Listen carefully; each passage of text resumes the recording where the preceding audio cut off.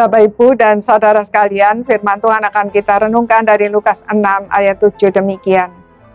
Ahli-ahli Taurat dan orang-orang Farisi mengamati Yesus. Kalau ia menyembuhkan orang pada hari Sabat, supaya mereka dapat alasan untuk mempersalahkan Dia. Saudara, tema hari ini adalah spiritualitas orang Farisi.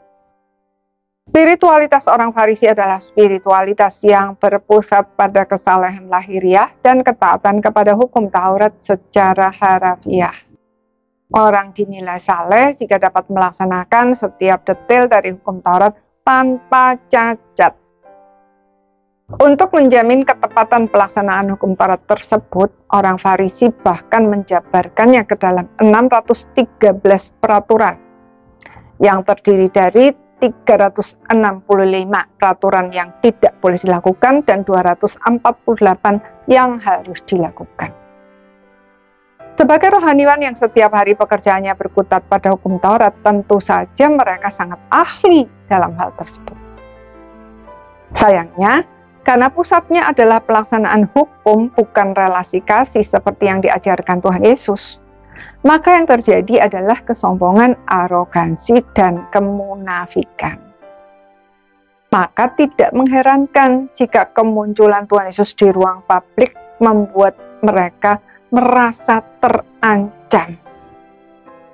Mereka mengikuti Tuhan Yesus bukan untuk belajar, tetapi mengamati atau memata-matai untuk mencari kesalahannya, khususnya dalam kisah ini adalah tentang hukum Sabat.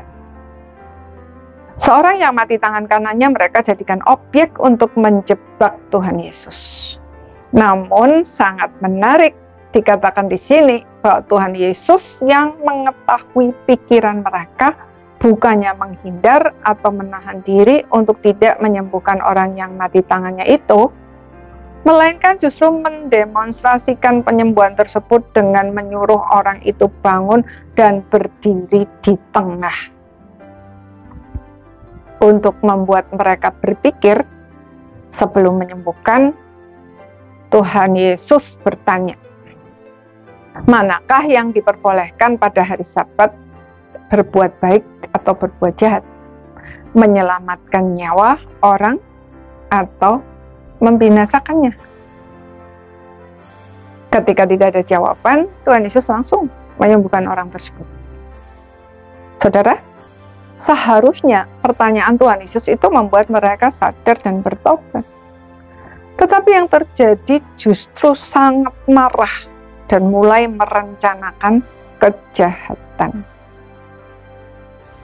Saudara, kita semua rentan untuk terjebak pada spiritualitas orang Farisi.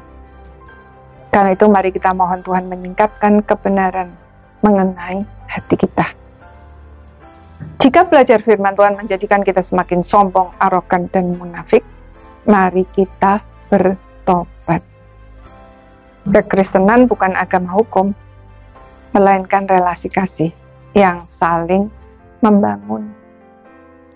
Orang yang mengasihi pasti taat kepada firman Tuhan dan tidak mencari-cari kesalahan orang lain, melainkan mencari kekuatannya untuk membangunnya. Sebaliknya, orang yang taat belum tentu mengasihi. Kiranya Tuhan menolong kita untuk taat karena kita mengasihi Tuhan dan sesama manusia. Amin.